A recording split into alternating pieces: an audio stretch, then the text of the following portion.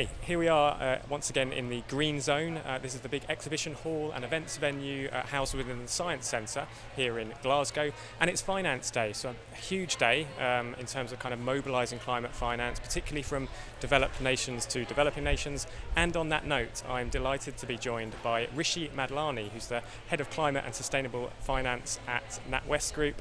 Rishi, hello. Hi Luke, pleasure to be here. So Natwest are one of the principal partners of COP26. Talk to us about what that means and what we've got behind us and around us here. Yeah, sure. So back in February 2020, we set our new purpose-led strategy with climate at the heart of it. And coming to COP and being a principal partner at COP seems like a natural progression of that. How do we take that, implementing our attempted leadership position?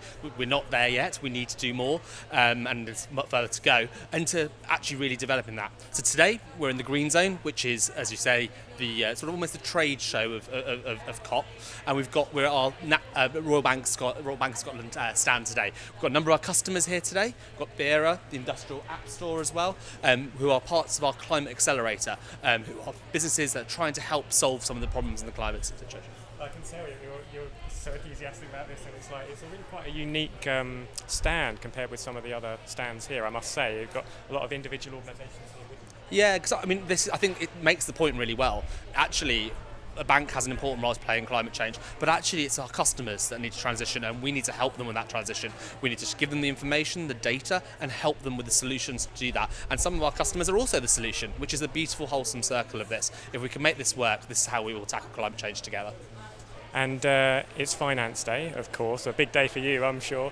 I mean, I've talked earlier about the main aim of, or one of the key aims of Finance Day being this kind of mobilisation of the $100 billion figure that keeps getting referenced from developed nations into developing nations. What do you want to see on that front, or perhaps more broadly or more specifically, what do you want to see happen from a climate finance perspective? Sure. So delighted that just over 2 weeks ago we launched our new 2025 100 billion climate sustainable finance and funding target. Now that gives you just one flavour. It's kind of the symmetry is actually quite appropriate. The world leaders have struggled to get 100 billion together between all the nations, and they delayed it. And it's this shows us that private finance will be a key part in this. The 1.3 trillion commitment this morning is absolutely key, and obviously Natwest Group are a small part of that, but it all fits into that ecosystem. How do we align all finance? Now the climate and sustainable finance piece is just the beginning. These are the assets that are already green. How do we finance transition, and only finance transition? None of our balance sheet should be going to customers by 2030 that are not along these lines, and we need to help them move on that. Now there are some sectors that will be slower and harder, and we appreciate that, but we need to be aligning that if we have to meet our 50% reduction target by 2030 to be in line with the Paris Agreement, or to meet net zero by 2050. So let's talk about this from a real, I guess, UK perspective then, in terms of what needs to happen next to really start mobilising and moving this conversation forward. We hear a lot about the need for more investment flows into sustainability and climate action in the UK. What specifically would you like to see happening in the coming months, years, hopefully months, to accelerate this conversation? So it's brilliant to be here at COP and in the UK. It's brought a focus. The world's leaders have been here today, the world's finance ministers are here, and that's brought that focus and that sort of political leadership back to what is the essential mission here. Now, we need to take this and the energy and the buzz, and you can hear a bit of the noise behind us, which is great. It's that energy coming from COP. How do we take that into our solutions that we need to bring to the UK? So for us, that will be by sector. That will be helping sectors transition. It will be helping all our different customer types transition. So next week, you'll see some launches of our in our Kogo app, which is helping our individuals like you and I in our banking app track our emissions and actually find solutions to do that. Similarly, we've got a green loan product launching next week for our SME customers that will enable them to finance the assets they need to finance to do this. But actually, when you think about this very specifically, so it's customer types and also by sectors and regions. So sectors is key. Each sector has a different transition pathway. The government's announcements last night will be helpful, the move to transition paths, and I'm sure you'll cover that on other sessions.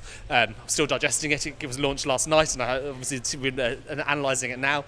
And then also regions. I think the regional piece is really key. Yesterday, I was delighted to bump into Shirley, who's the Deputy Mayor for London, for Environment in London, and the Mayor of Stockholm. And the C40s initiative, which Sadiq now chairs, was bringing that together, and you could see that regional approach. We've started some of this. We launched our Springboard for Recovery report last month, which is about how SME action what action SMEs need to do and what that opportunity is. But actually that varies per region. From Leicester to London, there are different answers, and we need to really drive that. Okay, well, there's a lot to digest, isn't there? There's a lot going on today. My final question, though, relates to net zero. We have to talk about it. NatWest obviously set a net zero target of its own. You're a member of the Net Zero Banking Alliance. Yep.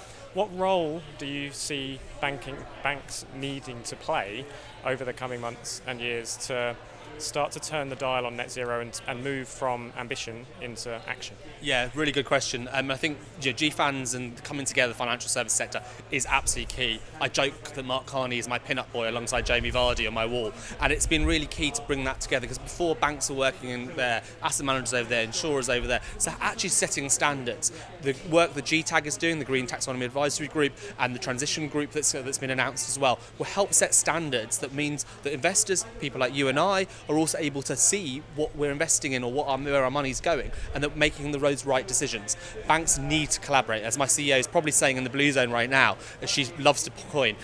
Climate change and climate action is a team sport, and it's no good NatWest decarbonising our balance sheet if we're not bringing the sector and financial services with us. Well, Rishi, you are a very busy man today on Finance Day. I really appreciate you joining us. Thank you very much for your time. It's an absolute pleasure, and keep up the good work at Edie. I think this is so important that we're informing and working together. This collaboration is such a great theme. Thanks so much. Thanks, Rishi.